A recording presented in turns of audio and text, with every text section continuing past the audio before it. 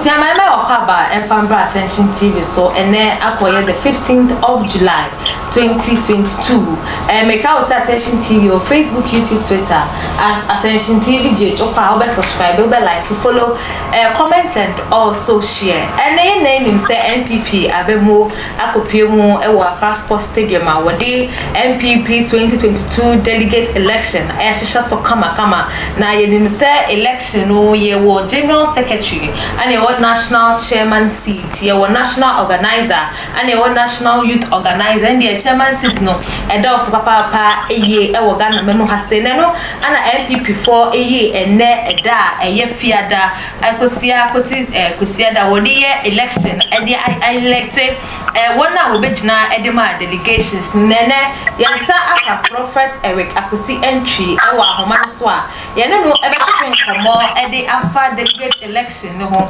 ye na ye nim say popular person already say any John Boadu age na e dey am general secretary na ye kohwe so a wona woni omgina e Justin Kodua Frempon Idrisu Musa Frederick Opari Ansa Charles Pacho Hodemitimi Mbo ewa Ahmed Ejama Ajeman Krempe jese woni kofubebre ana pre general secretary seat no ene ye ni D4 Eric akosi Antwi a wada God's Revelation Ministry ano ebe twhwe nkomo ono de se ba sunsum nsem dia oya de papa paye na ye be ka enso so a bra na Ashanti region na NPP amemwo enso edi won chairman election seat ne kopie mu hono no yenya D4 1-on-1 ewo demo high no twhwe nkomo edi fa no be wini chairman seat ewa Ashanti region na omaye twe haban ema ye hu se ane chairman wontumi asese na sem the that table so a obia eka bi ana be wini election no ewo Ashanti region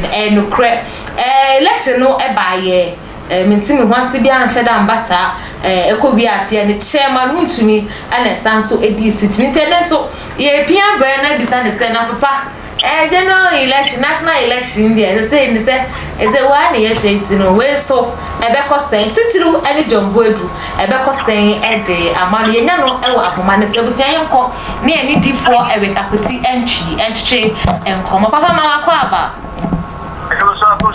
Mejide se bibia ayeboko Dawa do mo ni bibia na mo nye fine kakra get well soon Lady, yeah, we are going say yenya wo studio hanu say.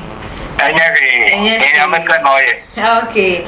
Papa, Lady, you say bisa o general NPP omo delegate election na ekoso ewa Transport Stadium. Ane ne ye bisa o titru ene John Boadu a opre general secretary biom na owo nkrofo woni wo mpre no. Ye be bisa se omuna woni mo mo kakra no ebe ko ne sen ede ama yo me da se am sure Manuchi Attention TV for ne adofo a sha Attention TV na Manuchi adana man na abrochire ma Manuchi amuna Manuchi amia mami ni chiaro am sure Manuchi mami Juliana se ku mu nya Manuchi obibia ani pare doso na Manuchi good baby 24 karat any Antwi baby popular no as Matilda wa omuya good a good year rare good year I shall go see a medal say Manuchi akwenwa so abi say ya wa bi sha no emoto mu so emotre abi say Oshia chairman to meet ya na yenye maso politika se obelusu omini security ema mitimi ba studio na neno awode nsheda ni wasa kaisa me baba tnase ane na ye TV4 ne ye TV4 a ehwe ya Attention TV wa na yenso ye de no correct because ya kaso ye mfa bibi fofo bi emma John Boadu asama obi sai obi ebia obi beti enyere de obi wa ebeni de okay na akosia listen na aboboy no no funiwu not new yeah mama kan chichichia afi ye bia be ma ye papa John Boadu be ma be ye bi na mo afi there is a not Nina Abia Kunyara Betani ama akopie no funinsam. Okay. Anti ye papa John Boadu enyama bi esan ko de tutu yie na ama na bi tumi nsa ka chairman city no. Eno na wanye ni yinti nipa bi de no bifu ebitu no. Oh. Anti so obi sami afino table no betene. Table no betene. John Boadu be konko bia o bia na ebetene. Okay. Abetene. La me show me when say abrache bia na nimu tia kokowa bi ono ena yakopon de NPP baton be shenisam. NPP amemoni na ona obedi as presidential runner. As a otu John Boadu. Okay. Kina maybe say not net me bi wo mu. Yeah, wo Frimpon Idrisu Musa ana yebewo Ramsia Ahmed Ejama Ajiman Prempe nti yenshada enye sure say so mu na nodness dia. Yeah. I feel no me sure so sa na betene. Okay. Nti abetene e ma na koti no. But me pasa makase aba ma se me fu me American te kunyara betane mu ebu betane kakate ma si me betane kakra. Enu ye general secretary. General secretary no betane kakra.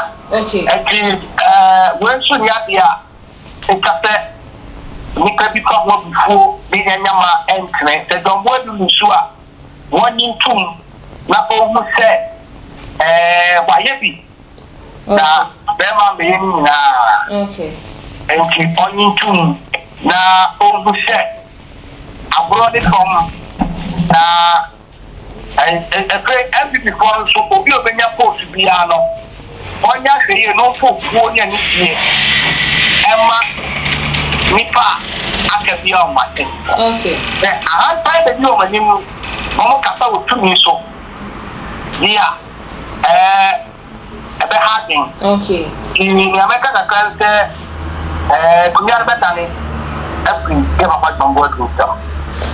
Papa yehwe delegate na omoye 47 na position so wo ho 10 sisi ano yakamu baako for general secretary no John Boadu die no papa say oni mo bi foforo so a ono so ne seat ebe free ni sana.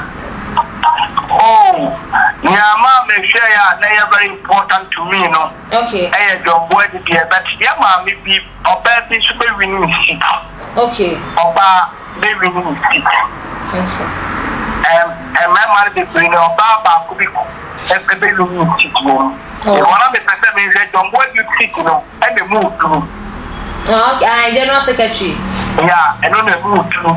And on a me di mani di chiri se me hwe sani asante rating chema untumi di me di mani di chiri se me hwe de bi si akosia ya wana nsa wo yemu na nsa no me di abade mu adene mu na changes ebeba. Okay. And papa ye beda se ene so wo be kan yensa watch odi unso odi awohu e wo sunsum ya se edifa delegations and I say election ekoso e wo Accra Sports Stadium edifa NPP or delegate elections ne ho odi abesom ye ene ewie e wa Attention TV so. Yo, me so me da se. Yes.